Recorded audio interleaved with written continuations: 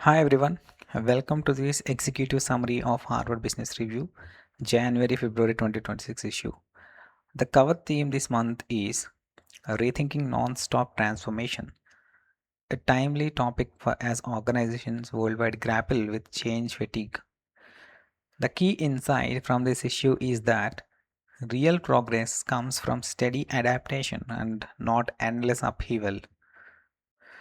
This episode features several groundbreaking articles in change management.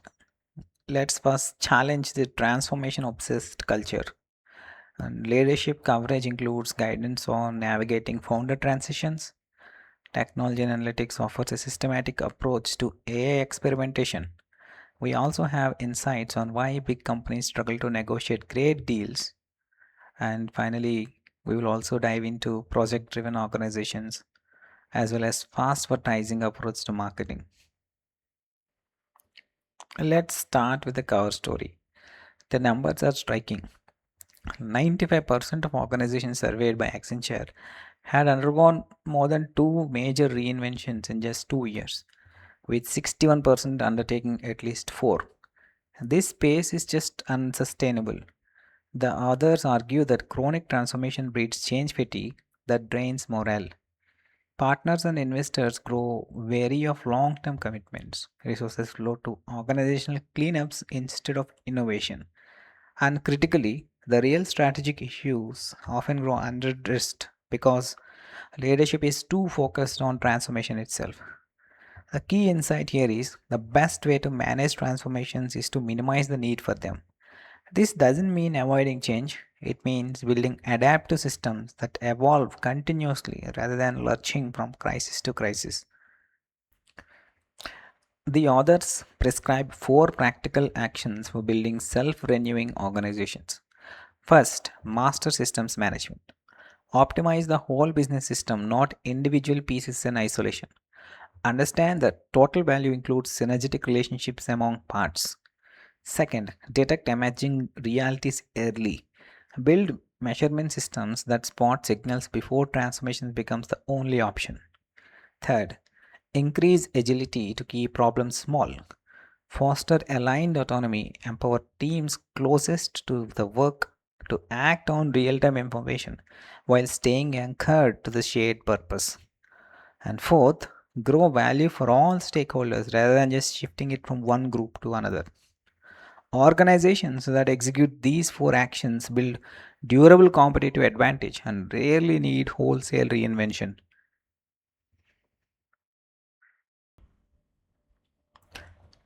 Boston Scientific provides an excellent case study in avoiding transformation addiction. CEO Mike Mahoney focuses on just four metrics that truly matter. First, weighted average market growth. During his tenure, this climbed from about 1% to nearly 10%. He believes it's wasteful and cruel to ask great people to fight in declining markets. Second, sales growth versus market growth. Are customers choosing Boston Scientific more often than rivals? Third, profit growth versus sales growth. Profits growing faster than sales triggers a reinvestment flywheel. Fourth, innovation advantages, but not through quantitative measures like FDA filings. Instead, Mohane talks to teams about whether they are positioned to win and have the right talent. The key insight here is combining empirical evidence with human judgment drives better decision making. Effective leaders ask questions that encourage people to leverage both data as well as intuition. Founder transitions represent one of the thorniest succession challenges. When the person who built the company steps back, emotions run high and many organizations stumble. The article provides a framework for navigating these particularly tricky power transfers. Key challenges include emotional complexity. Founders identities are often intertwined with their businesses. Identity transfer is difficult. The founder must develop a new sense of purpose, and cultural continuity is critical. How do you maintain the founding vision while evolving for growth? And stakeholder management becomes complex as board members, investors, and employees all have different expectations. Standard succession planning approaches are often inadequate for founder transitions. They require more nuanced and relationship focused frameworks. Next, um, let's discuss about systemic approach to Gen AI expectations. Despite massive investments, many AI experiments have failed to deliver promised productivity gains. The collaboration between Siemens and Harvard Business School offers a scientific approach to AI experimentation. Companies need more testing at organizational level, not just individual trails.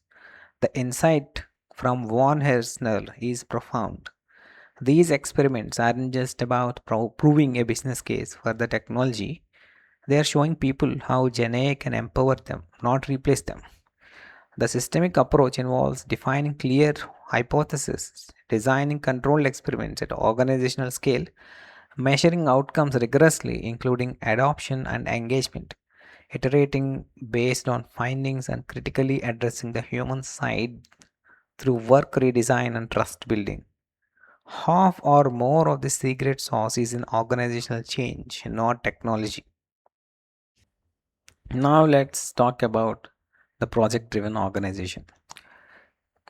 Antonio makes a compelling case for the project driven organization. CEOs must put projects, not operations, at the center of how companies create value. This represents a fundamental shift from the static operations focus of the past to one centered around quick moving and high value projects. The key elements include strategic project selection, prioritizing projects aligned with their long term value creation, resource fluidity, enabling talent and capital to flow to high investment and high impactful initiatives, outcome accountability, measuring successes by project outcomes, not just by activity metrics. And finally, executive sponsorship.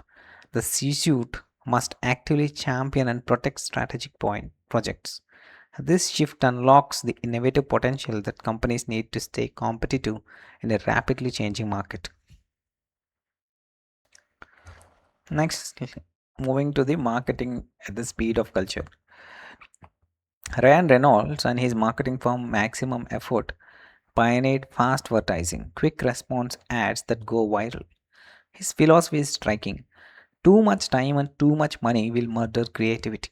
The fastvertising approach is built on four principles: speed over perfection, respond to cultural movements in real time, cultural consciousness, tap into what people are already talking about, lean production, constrained budget actually drive creative solutions, and authenticity first. A genuine voice beats polished corporate messaging every time.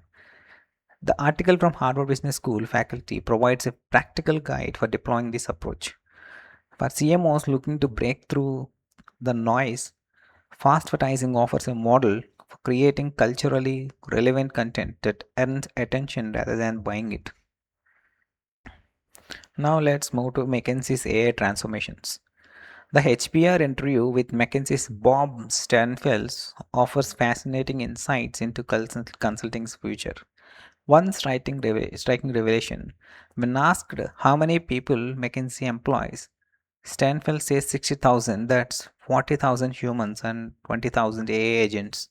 On AI, he notes that half or more of the secret sauce is organizational change, not technology.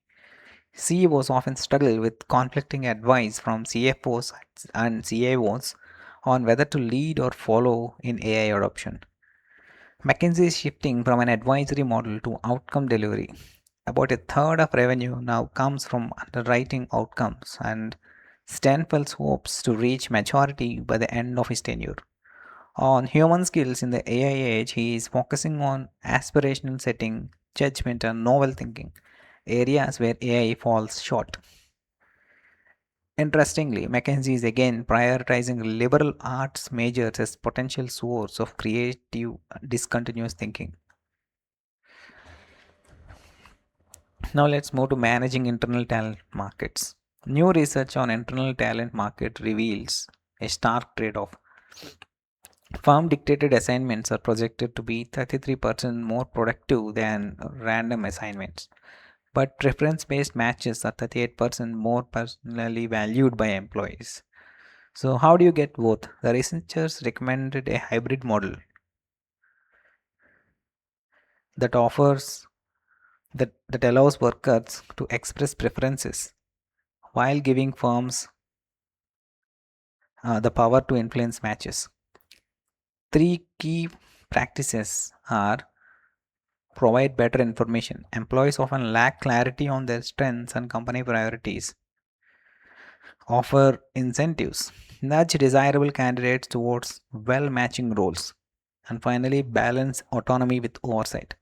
MasterCard's Unlock platform shows that this works in practice. They achieved 1 million hours of project work, 95% of employer registration, and 40% monthly engagement.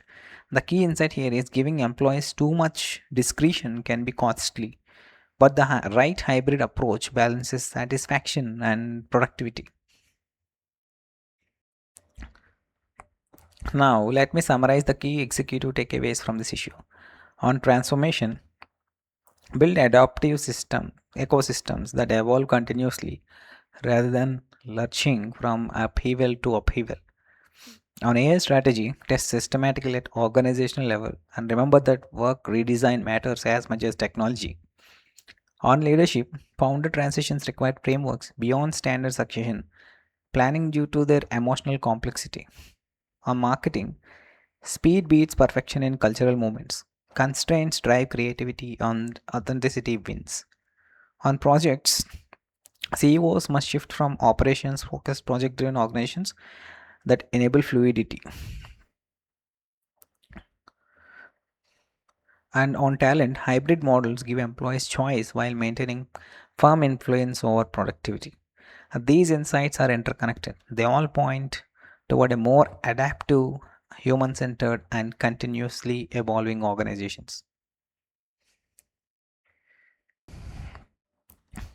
Let me close with this powerful quote on AI strategy article. Sorry. The most successful organizations treat AI not as an answer but as a question. How can we work smarter together? This encapsulates the theme running through this entire issue. Whether we are talking about transformation, AI adoption, founder transitions, marketing, or talent management, the organizations that will thrive are those that prioritize collaboration, adaptability, and human judgment alongside technological capability. Thank you for your attention. Like and subscribe for future episodes.